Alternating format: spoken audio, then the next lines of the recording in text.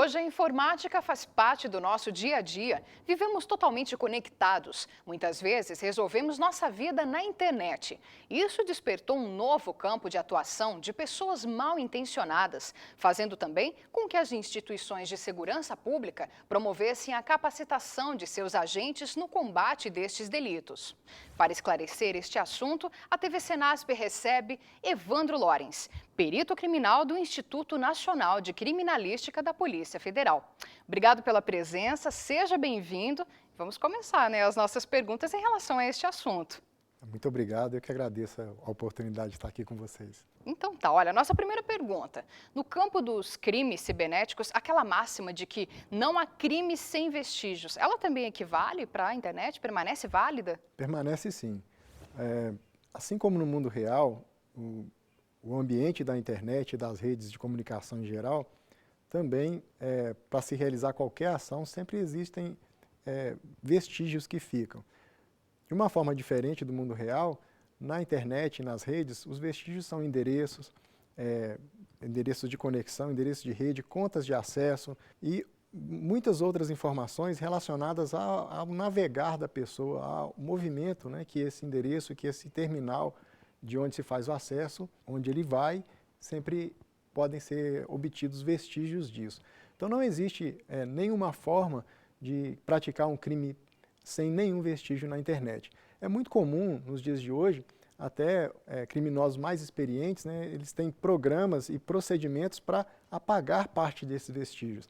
Mas, de fato, na realidade, não é possível você praticar um crime totalmente sem vestígios na internet. E crimes, muitas vezes, com pessoas que têm contas em banco, utilizam muito hoje em dia o serviço pela internet. Acho que isso é o que mais preocupa o cidadão. O cidadão, em geral, ele tem muita preocupação com a questão financeira. Mas hoje em dia, nem sempre o ataque é a uma conta de banco, a um ambiente bancário, mas principalmente contra a própria pessoa. Os bancos, pela sua própria vocação de segurança, eles normalmente se preocupam muito com a segurança do seu próprio ambiente. Mas a outra ponta é o lado mais fraco da corda, onde o usuário não tem essa preocupação muito forte, apesar de se preocupar com o seu dinheiro, ele não tem muita preocupação com os procedimentos de segurança. Então, hoje, é muito comum que os criminosos, os atacantes, invistam em conseguir informações do lado do usuário. É muito mais fácil eu tentar capturar os dados de acesso de um usuário e depois entrar como um usuário legítimo na rede de um banco do que tentar quebrar a segurança de um site de banco, por exemplo. Bom, e que abordagens que devem ter essas novas legislações relacionadas à internet para tentar contribuir com a prevenção e a repressão desse tipo de crime? Em todos os lugares do mundo, existe uma preocupação muito forte com os crimes que acontecem pelas redes, pela internet, através dos computadores. Há um tempo atrás existia uma corrente de pessoas que acreditavam que as legislações existentes, que já operam sobre o mundo físico, seriam suficientes para resolver também as questões de internet. Só que isso cada vez tem menos força. Hoje em dia existe muito mais a convicção de que realmente são necessárias, na verdade, legislações bem específicas para tratar de crimes cibernéticos. Então, vou te dar um exemplo só para ficar claro o que estou querendo dizer. Claro. Se um crime é cometido contra uma conta corrente contra um usuário, de conta corrente de um banco no Brasil, mas esse ataque aconteceu a partir de uma máquina que está registrada e funcionando na Coreia do Sul e a partir de um comando de uma pessoa que está no Irã.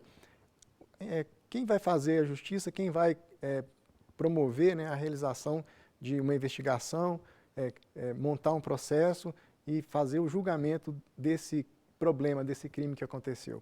Então, esse tipo de coisa ultrapassa as fronteiras, além de outras questões também éticas envolvidas aí, que fazem com que a internet realmente precise de um olhar diferenciado dos legisladores.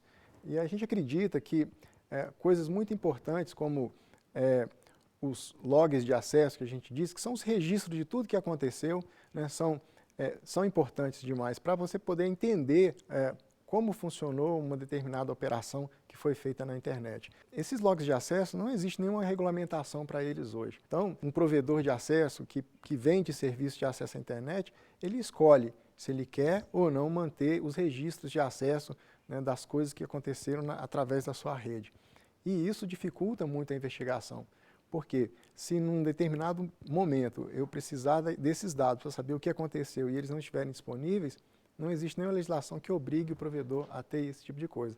Então, os logs de acesso, as questões relacionadas também à própria tipificação dos crimes, ou seja, dizer, este crime, essa conduta específica, quando acontece isso, isso e isso, é considerado um crime. Então, a gente não tem isso e a legislação, né, os legisladores, que se eles quiserem realmente ajudar nesse combate, eles precisam trabalhar nessa linha. Tem uma legislação assim universal ou cada país tem cuidado disso, tem trabalhado para isso? Cada país ele tem a obrigação de legislar sobre a sua nação, sobre o seu território. O que acontece muitas vezes são acordos de cooperação e alguns países se reúnem, conversam entre si e estabelecem diretrizes para que essas legislações sejam mais ou menos casadinhas, né, mais ou menos combinadas para que as coisas aconteçam da mesma forma nos outros países, mas não existe nenhuma obrigatoriedade. E aí a gente entra com outro componente, que são as questões sociais, as questões comportamentais de cada sociedade. Em algumas sociedades, algumas condutas são totalmente normais. Em outras, essas mesmas condutas são consideradas coisas até criminosas. Isso a gente vê todos os dias, né, a partir dessa globalização que a gente tem, onde a gente vê notícias de todos os lugares, a gente percebe isso claramente. Então, esses são obstáculos muito fortes a esse tipo de coisa. Mas a tendência é essa, né, que a cada dia as legislações caminhem nesse sentido. Existem outras questões também relacionadas à legislação que são defendidas por algumas pessoas, e aí eu tenho uma crítica, né, principalmente com relação à questão de privacidade. A primeira bandeira que se levanta quando se quer tratar de legislação sobre a internet é a questão da privacidade do cidadão. E aí a gente não está levantando, ou não está defendendo que não exista privacidade. Na verdade, a gente defende a privacidade que é estabelecida na Constituição. Ou seja, eu tenho o direito de me manifestar livremente, se expressar, vedado né? o anonimato. Não, com certeza. Ou seja, eu preciso botar a cara, eu quero fazer, eu tenho que botar a cara. Tem que dizer, não, fui eu fiz, né? Então, nós estamos falando do cidadão comum, né? Como que ele pode evitar se tornar vítima desses crimes de internet, sendo que hoje em dia ele é usuário de redes sociais, ele entra em chats, ele tem e-mail. Como que ele pode fazer isso? Como eu já falei agora há pouco com você, a tendência dos crimes é passar a ter como alvo, como foco, o cidadão comum, né? Já que as grandes instituições, os bancos, as empresas governamentais, inclusive, elas têm um direcionamento para a questão de segurança. Então, o cidadão comum, ele vira um alvo e ele todos os dias, praticamente, ele é assediado por e-mails que ele não sabe de onde vieram. Estão dizendo aqui que eu tenho uma cobrança, que eu estou devendo no Serasa, que minha mulher me traiu, tem de tudo, né? Que as fotos novas da Big Brother nua.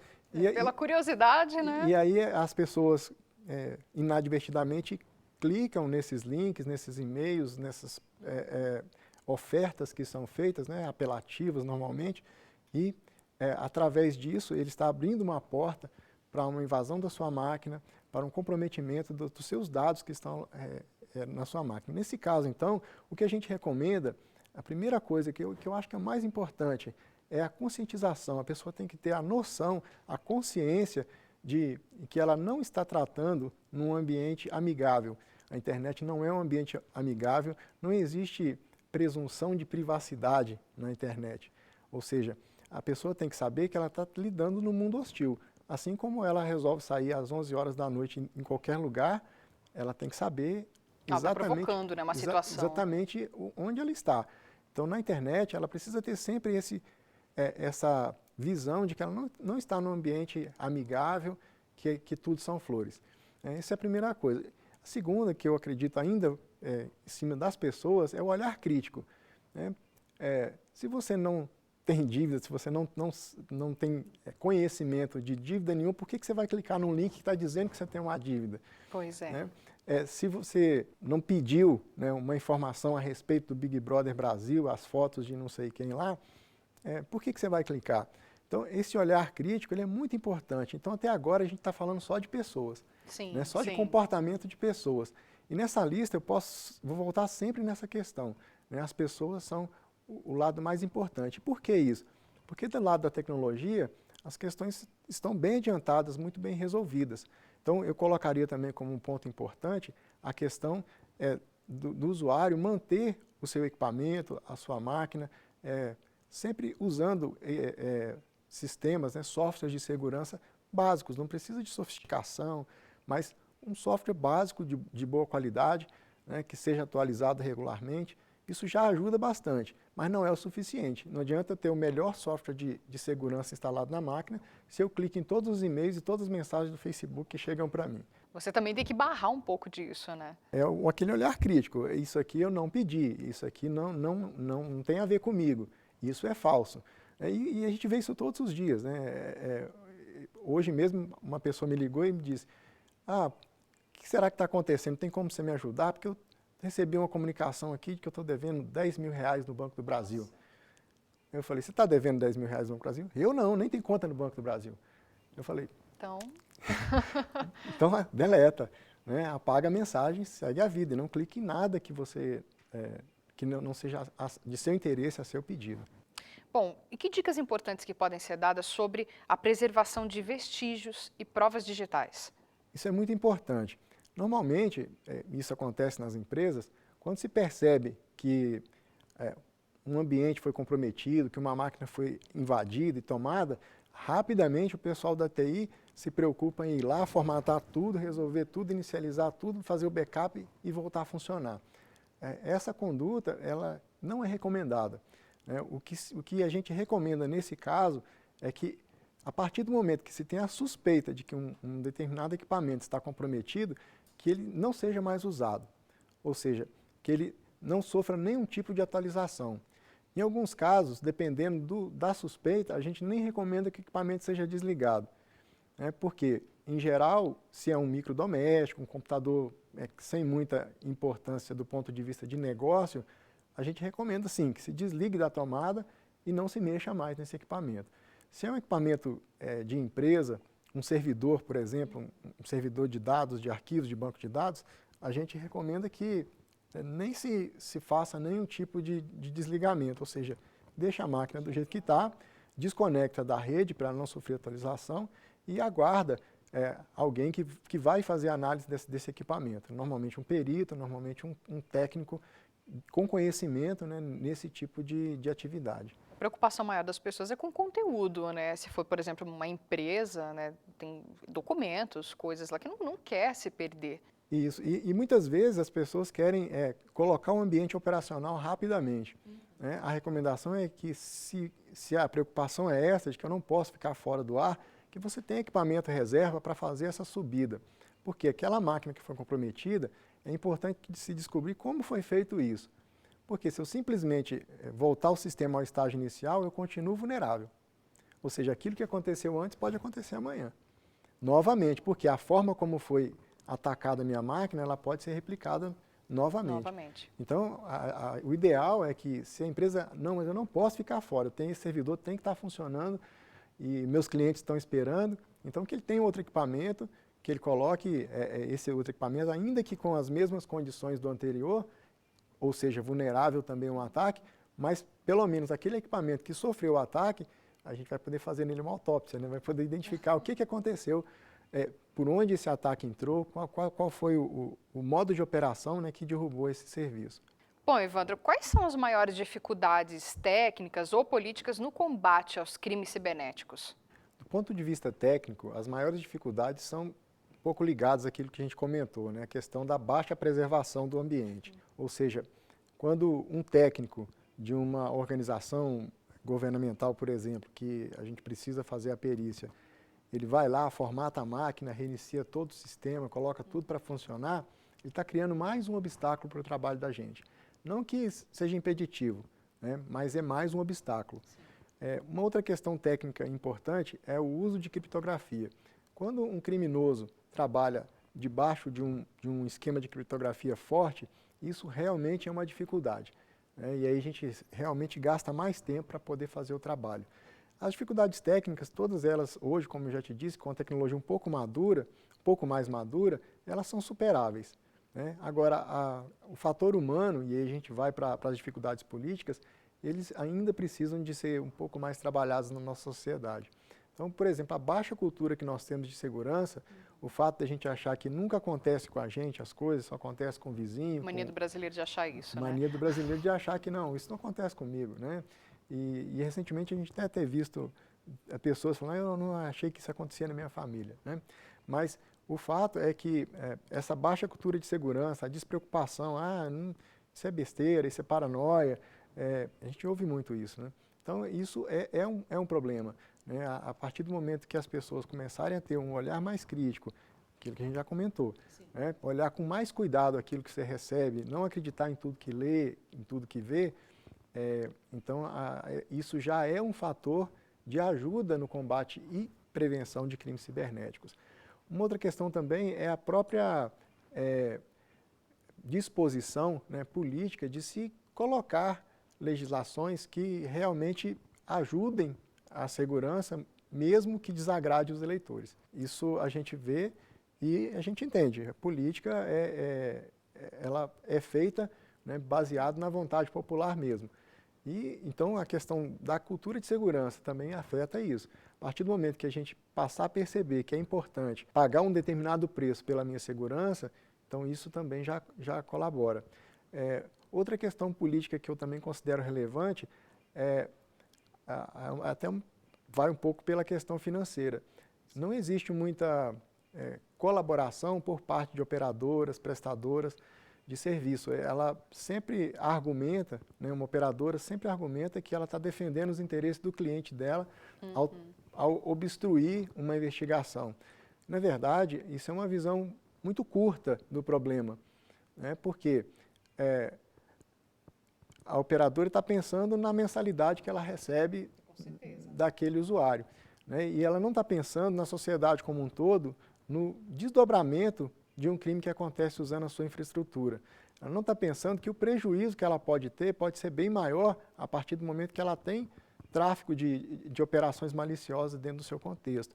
Então, essa questão de pensar na mensalidade do cliente, não pensar no todo, não pensar no contexto social em geral, dos prejuízos, né? Não estou falando nem da questão do bem-estar social, estou falando do prejuízo até material mesmo, financeiro, para a própria sociedade. Então, as operadoras, a partir do momento que essa consciência melhorar, então a gente também vai ter mais facilidade no combate aos crimes. E é até uma questão lógica, se eu sou uma operadora, um prestador de serviço que não admito um criminoso, uma pessoa sem uma identificação razoável usando meus serviços, eu estou afugentando realmente o criminoso, né? Então, é um ciclo virtuoso esse de eu realmente pensar na sociedade como um todo, no caso dos crimes cibernéticos. Com certeza, é um trabalho de todos, né? Em conjunto, trabalho de se todos cooperarem, né? Já ajuda bastante. Já ajuda muito, né? Bom, Evandro, então por que a internet não foi projetada inicialmente já com um sistema de segurança para que não gerasse tudo isso? A internet, quando ela foi concebida, não se tinha nem 1% de ideia do que ela viria a ser nos dias de hoje. A internet foi concebida como uma rede experimental entre instituições militares e, posteriormente, acadêmicas. Sim. Essas instituições militares, apesar do nome militar a gente imaginar que é inerente a uma questão de segurança, ela não se preocupou com a segurança do ponto de vista dos usuários que estavam ali, porque era um ambiente controlado, um ambiente militar e acadêmico controlado. A preocupação foi da questão da disponibilidade, que a internet talvez seja o melhor exemplo que nós temos de disponibilidade de rede. Ou seja, em qualquer lugar do planeta que eu acessar a internet, eu consigo acessar os meus dados, a minha conta, meu e-mail, normalmente. Tem essa facilidade, né? Ela foi construída com esse aspecto de segurança, né? Pensando nesse aspecto de segurança, na disponibilidade. Por quê? Porque no contexto da Guerra Fria, uma das preocupações dos militares é que uma determinada base fosse destruída, por exemplo, por uma bomba, né? O inimigo destruiu uma base militar e todas aquelas informações que estavam nos computadores ali, então, seriam perdidas.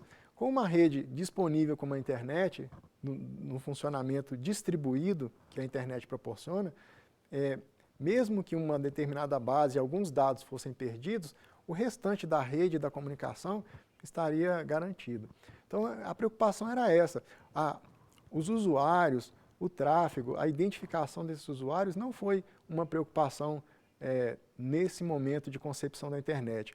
Uma outra questão também era a questão da própria tecnologia. Naquela época, né, quanto mais simples eu conseguisse fazer os algoritmos, os programas, né, quanto mais enxutos fossem esses programas que usassem menos recursos, maior era a velocidade, ou seja, eu tinha restrição na capacidade das máquinas, que hoje praticamente isso não existe. Com a tecnologia avançada, né? Hoje o que sobra é processador, sobra memória, sobra disco, ou seja, nós não temos mais esse problema. Mas no momento de concepção da internet, qualquer recurso a mais que eu colocasse, ele poderia simplesmente inviabilizar, né, o funcionamento dessa rede. Voltando a falar sobre, né, essa proteção e a segurança, a prevenção, como que o cidadão ele pode se proteger de golpes baseados em engenharia social? Engenharia social, basicamente, é a manipulação de pessoas, né, com um objetivo específico.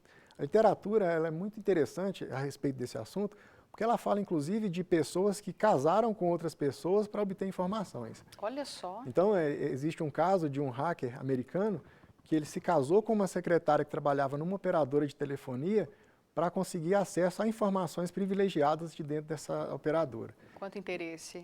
Então, ele forjou esse casamento, casou com essa moça para obter essas informações.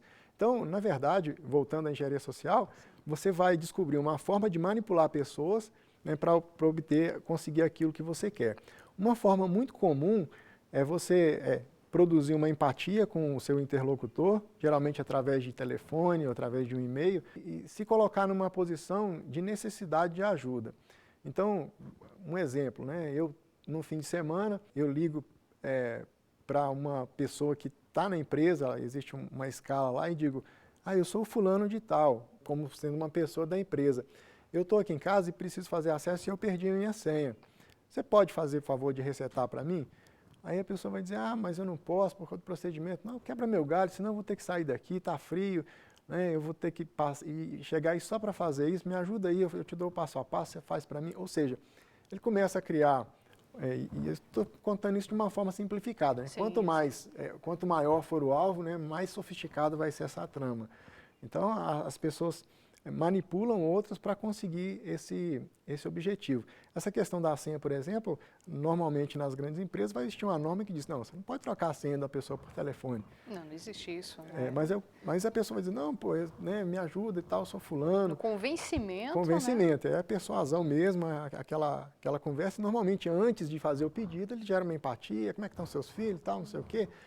Ou seja, é um processo mesmo de engenharia de manipulação de pessoas. Então, se eu sou aquele atendente do call center da minha empresa e alguém liga pedindo para eu trocar a senha, existe um manual dizendo que eu não posso fazer isso, custe o que custar, nem que você seja ameaçado de, você vai perder o emprego se você não fizer isso, porque acontece também. Acontece. Você está pensando que está falando com quem? Né? Vamos lá, faz aí que eu estou mandando. Né? É uma forma também de engenharia social. Né? E a pessoa... A famosa carteirada, né? A gente vê isso todos os dias, né, nas portarias de órgãos públicos, né? Se você chegar bem arrumado e der um bom dia e um sorriso, você tem 90% de chance de passar. Sim, mas se você for barrado também, né? Se você for barrado e for realmente uma autoridade, aí falta aquela consciência, né? Ele está fazendo o trabalho dele. Você vai para cima dele, você está pensando o quê? Quem é você para me barrar? E coisas desse tipo. Então, isso também faz parte daquela questão da cultura de segurança, né? Que a gente está sempre voltando nessa tecla aí. Então, a questão da engenharia social é realmente o olhar crítico para tudo que a gente vê e não fugir dos procedimentos. Né? Ainda que isso custe um desgaste, né? E aí, com um pouco de habilidade também, as pessoas conseguem sair disso aí. Então, se alguém liga para mim e fala, eu estou precisando resolver isso aí, você pode fazer isso para mim? Então, eu vou ligar de volta para o senhor, porque a orientação que eu tenho é essa. E aí, se não é a pessoa que realmente está se dizendo ser, Aí complica, né? complica. Como é que você vai saber?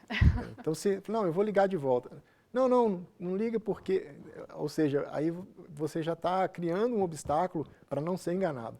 Mas Então, são estratégias que cada empresa tem que acabar isso, utilizando, né, e se adaptando. Exatamente, as empresas têm que amadurecer esse tipo de coisa, as empresas têm que pensar a segurança, né? Normalmente, segurança é visto como um entrave, como uma questão paranoica, burocrática e muitas vezes sem sentido, porque as pessoas só percebem a necessidade de segurança quando a porta é arrombada.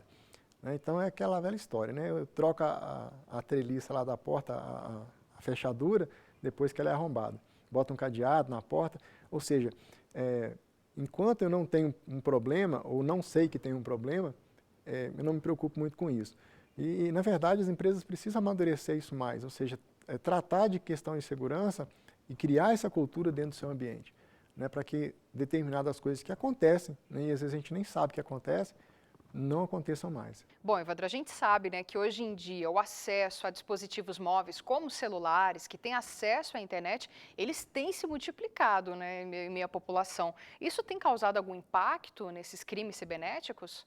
Sim, na verdade, a explosão de dispositivos móveis e da internet das coisas, que a gente chama, né, que é máquinas que têm acesso à internet, geladeira que acessa a internet, ou seja, hoje não existe limite de equipamentos hoje que fazem acesso à internet com algum objetivo. Então, todos esses equipamentos, todos esses dispositivos móveis, celulares, smartphones, tablets, todos esses equipamentos, eles se tornam mais um ponto de acesso à internet, ou seja, mais uma porta de entrada.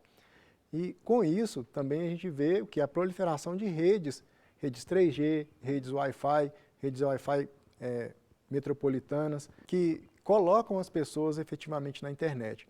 Com isso, eu tenho um aumento de possibilidades também para ataque dos criminosos. Então, eu passo a ter uma pessoa mal intencionada que vai direcionar o seu ataque, por exemplo, para um smartphone, para um tablet, para aquela tecnologia nova que, de repente, nem está tão madura do ponto de vista de segurança, né, e vai trabalhar em cima desse ataque. Ou seja, então eu abro muito as possibilidades de ocorrência de problemas e de crimes cibernéticos. Na verdade, não sou nem contra, na verdade, quanto mais dispositivos estiverem conectados, melhor para a sociedade. Só que isso tem que ser levado em conta. Aumenta também os pontos de falhas. Não existe nenhum software, nenhum sistema, nenhum equipamento que seja 100% seguro. E aí, com isso, se eu aumento a exposição, a quantidade de plataformas que têm acesso à internet, que fazem conexões à rede, então eu, consequentemente, aumento o número de falhas e vulnerabilidades que estão disponíveis para serem explorados por atacantes. Pois é, se torna diferente esse ataque por se tratar de um dispositivo móvel ou não tem diferenciação? Depende, né? Quando a gente fala daquele ataque voltado para a pessoa, de uma mensagem falsa, você está com uma dívida e coisas do tipo, então não faz diferença. Um e-mail que ele vai receber Pelo no computador, notebook, né? no micro, ele recebe no celular também. também. Mas é que, por exemplo, uma falha de software do sistema que controla um smartphone, né, que se ela for descoberta por um indivíduo mal intencionado, ele vai fazer um ataque direcionado para aquele tipo de equipamento e pode comprometer e acessar informações que teoricamente teriam que estar protegidas dentro desse equipamento e aí ele vai conseguir acessar. Então, são ataques direcionados a plataformas específicas. A gente também ouve frequentemente uma expressão, né, de que a internet é terra de ninguém. Essa afirmação ela pode ser considerada verdadeira? Não pode ser considerada verdadeira, não. A internet, ela é um reflexo da nossa sociedade. Então, tem pessoas boas, tem bons serviços, e tem pessoas más, e tem crime também, da mesma forma. Então, o que é importante ficar claro que não existe ação sem consequência, ação sem reação. Então, tudo que pode ser feito sobre uma suposta aura de impunidade ou de anonimato na internet é falso, né? Ou seja, tudo que se fizer na internet é passível de consequências. Então, a internet não é terra de ninguém, assim como a nossa sociedade também. Só é no mundo virtual, né? É de um pouquinho diferente só. Bom, então uma pergunta agora um pouco mais técnica aqui. Que consequências que a realização de interceptações telemáticas e o uso de outras ferramentas invasivas não autorizadas podem advir sobre as investigações e combates a crimes cibernéticos? É muito importante, né, que que a nossa sociedade entenda que o sistema como um todo, ele tem que funcionar e tem que ser respeitado. Ou seja, eu só posso fazer uso de uma determinada ferramenta, só posso fazer uma interceptação com uma devida autorização judicial. Ou seja, o processo tem que estar totalmente correto. Quando, por alguma razão, é feita uma interceptação ilegal ou é feita uma coleta não autorizada de informações, todo o processo pode ficar comprometido, ou seja, tudo aquilo que foi feito em nome da justiça pode ser invalidado por uma ação afoita de um investigador, de um policial, de alguém que está tentando resolver o problema. Então é muito importante que a gente realmente mantenha todo o processo legal em todas as suas etapas, né, respeitando todos os trâmites, porque um uso além do necessário, uma exorbitância da capacidade que foi dada, ela pode comprometer. Além disso, olhando por um outro ângulo, é possível que você perca fontes importantes de informações. E aí eu posso trazer aquele exemplo recente, né, que nós tivemos das denúncias de espionagem do governo americano. Sim. A partir daquele evento, todo mundo começou a se mexer. Eu quero ver o que está passível de ser invadido aqui, por que estão espionando. Ou seja, uma fonte que seria importante para o governo americano do ponto de vista deles, lógico, para acessar informações, ela passa a ser perdida. Por quê? Quem estava sendo espionado vai se cuidar para não ser mais espionado. Com certeza. Né? E aí, eu usei o exemplo, talvez não seja um muito bom exemplo, né, porque me colocando do lado dos Estados Unidos, mas se a gente olhar do lado nosso da investigação criminal, a partir do momento que eu uso de meios, extrapolo as possibilidades que são autorizadas, então eu posso estar comprometendo, inclusive, as fontes de informações que eu tenho. Como que o cidadão ele pode agir para ele não ser vítima de espionagem e de roubo de identidade na internet? Basicamente, é aquela questão do bom senso e, principalmente, selecionar com muito critério onde ele está colocando seus dados. Porque, às vezes, aparece uma promoção na internet de um site que está vendendo um equipamento muito barato, então eu entro, me cadastro, coloco todos os meus dados, meus documentos, meu endereço, meu telefone e coloco meu cartão de crédito, falo, agora me dei bem, fiz uma compra com 1/3 do valor desse bem está no mercado. E sem olhar a procedência, sem olhar onde eu estou fazendo essa operação. Então isso é muito comum, né? As pessoas colocam seu nome, seus dados em tudo quanto é lugar. Você cansa de ver gente colocando o celular no Facebook, colocando documento no Facebook. Deixa lá aberto para todo mundo ver. Para todo mundo né? ver. Então, assim, isso é facilitar o roubo de identidade. A gente tem, hoje é muito comum, até para cometer crime, voltando um pouquinho àquela questão dos dispositivos móveis, esses dispositivos são inclusive descartáveis. Qualquer loja que eu for comprar um celular de R$ 79,00, compro um chip de 10, entro na internet, procuro um CPF qualquer, autorizo o uso desse celular com aquele CPF falso, cometo um crime, qualquer que seja ele usando o celular. Vai ficar no nome daquela pessoa. Vai ficar no nome daquela pessoa, jogo aquele celular no lixo e nunca mais... Como que vai ser descoberto, né? Perdi o rastreamento. Ou seja, é uma questão delicada, né? E aí a gente volta num outro conflito, ou seja, como é que a gente faz? Impede que o usuário possa fazer isso, que ele possa cadastrar o CPF e começar a falar imediatamente, ele vai ter que voltar para a loja para fazer um cadastro, ou seja, é uma questão delicada. Mexe com tudo, né? E aí, se a gente voltar à outra raiz do problema, que é a exposição que a gente mesmo se coloca, não, eu vou selecionar onde eu vou colocar meus dados. Será que eu estou no site da Americanas mesmo? Será que eu estou no site do Submarino? Né? Onde que eu estou? Que loja é essa? Né? Essa loja tem, como ela é reportada na internet? É uma loja nova? Existe reclamação sobre essa loja, desse tipo de coisa? Ou seja, existem muitas coisas que podem ser feitas do nosso lado, mesmo como usuário do dia a dia, para evitar que sejamos vítimas de roubo de identidade e coisas desse tipo. Como que a internet tem sido usada em crimes de pedofilia, que nós sabemos que não são poucos, né, infelizmente? Eu agradeço muito essa pergunta, que essa é uma questão muito importante para a nossa sociedade. Infelizmente, muitos de nós temos colocados a nós mesmos e a nossos filhos em exposição para esse tipo de crime. A internet hoje ela é usada como repositório de imagens, de vídeos, de atos, né, de pedofilia, de violência sexual contra crianças e adolescentes. Além disso, a internet também proporciona a construção de redes de troca desse tipo de informação E o que, ainda nesse aspecto, é uma coisa que não está muito no nosso controle, né?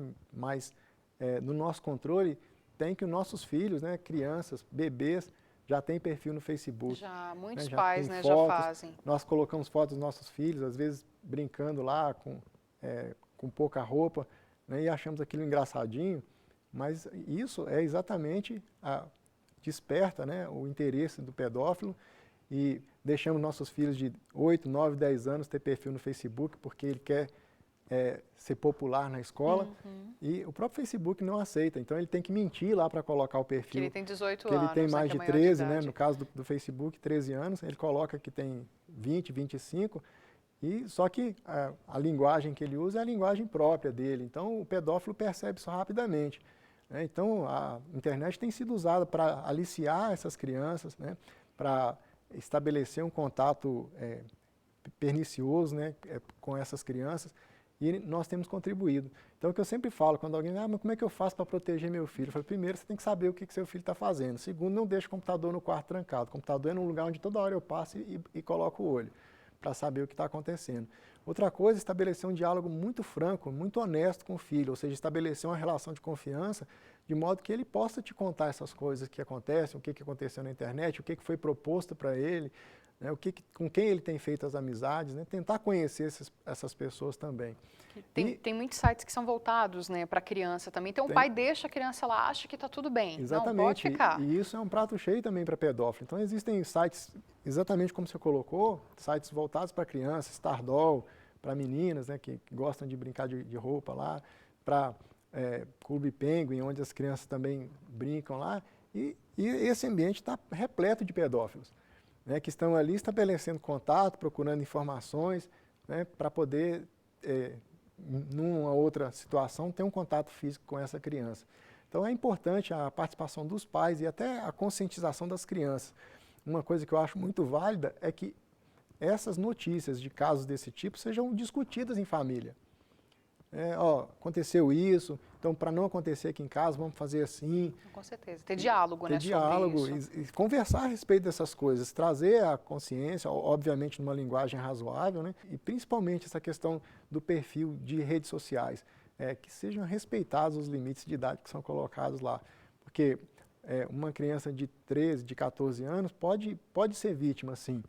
Né? Mas uma criança de 8, 9, 10 anos, ela é muito mais facilmente convencida. Muito mais vulnerável, muito mais né? vulnerável. Então, esse é um ponto que eu gosto sempre de frisar. Quando certas coisas não estão no nosso controle, por exemplo, a criação e troca de informações e de fotos e de vídeos, nem sempre a gente pode intervir nisso enquanto cidadão. Como polícia, nós trabalhamos todos os dias para combater esse tipo de crime, dessa forma. Agora, nós podemos, dentro da nossa casa, evitar, né, ou colaborar para que nossos filhos não sejam vítimas disso. Bom, Evandro, agora vamos mudar um pouquinho de assunto, então, né, de pedofilia. Vamos falar sobre as redes zumbis ou botnets. O que significa esse termo? Botnet é uma palavra forjada a partir da junção da palavra robô, em inglês, com a palavra internet ou net, né, que significa rede. Na verdade,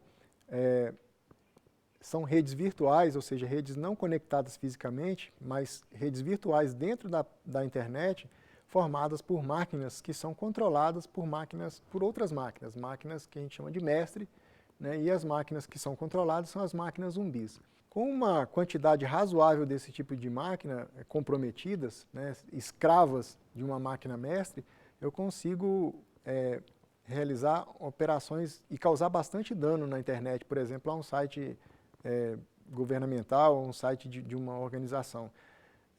Então, o que são essas redes? Né? São redes virtuais, formadas por máquinas que foram comprometidas e estão sob o comando de uma máquina ou de um grupo de máquinas específico, para realizar qualquer atividade.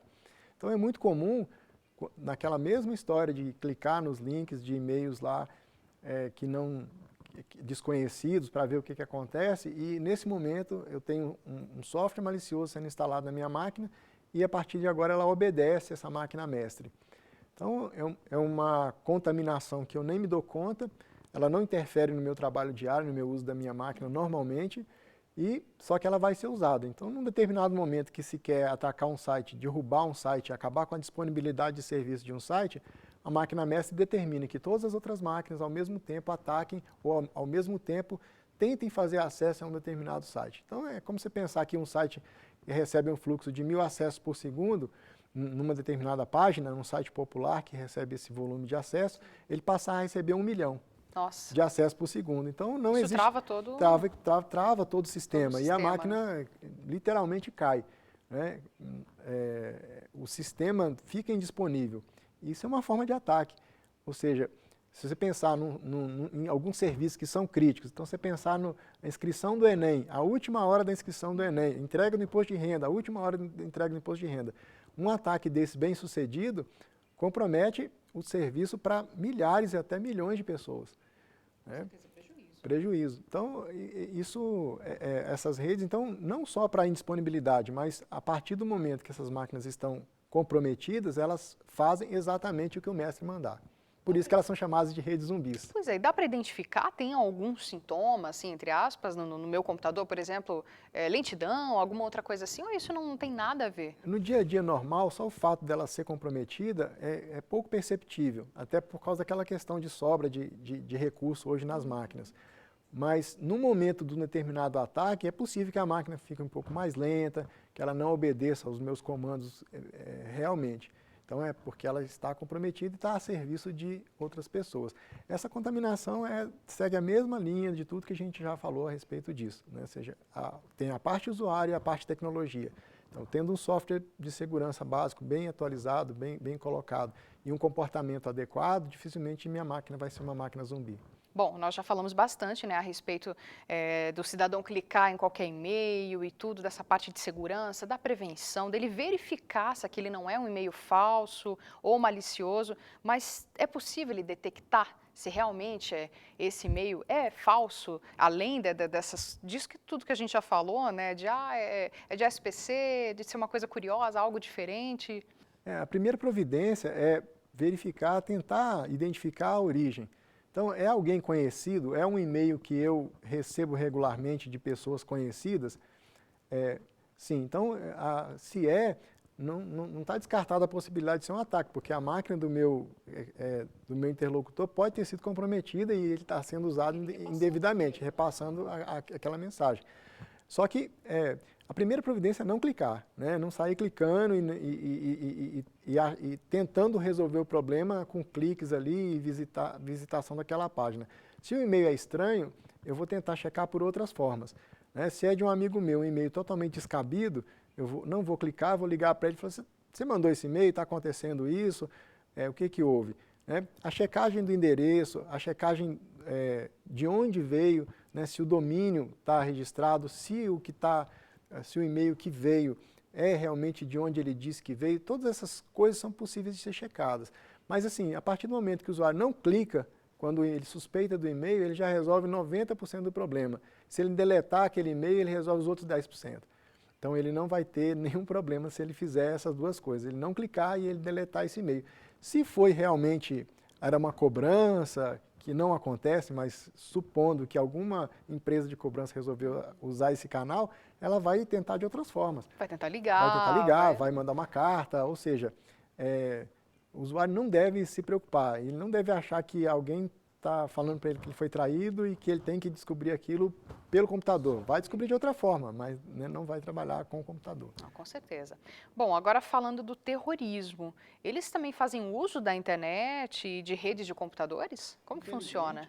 Infelizmente, o terrorismo também usa bastante a internet para fazer disseminação de conhecimento, troca de informações, informações de segurança, análise de imagens, de mapas, de imagens de satélite, planejamento. O Bin Laden, por exemplo, ele foi descoberto pelas comunicações, não dele, mas de um porta-voz que conversava com ele e eles passaram a seguir o porta-voz. Né? Imaginar que ele estaria o que ele fazia próximo. Na internet, e aí conseguiram chegar nele, né? por uma determinada combinação de coisas. Então, o terrorismo, ele usa extensivamente a internet como meio de comunicação,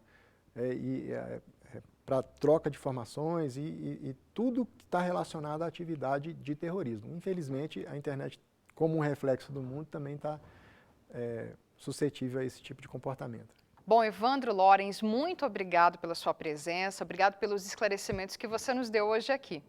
Bom, eu que agradeço e me coloco à disposição de toda a comunidade de segurança pública que trabalha todos os dias aí para resolver essas questões. É um assunto que eu gosto, é um assunto interessante, então a gente está lá no INC, à disposição de vocês, vamos bater um papo, vamos conversar a respeito, vamos trocar umas figurinhas.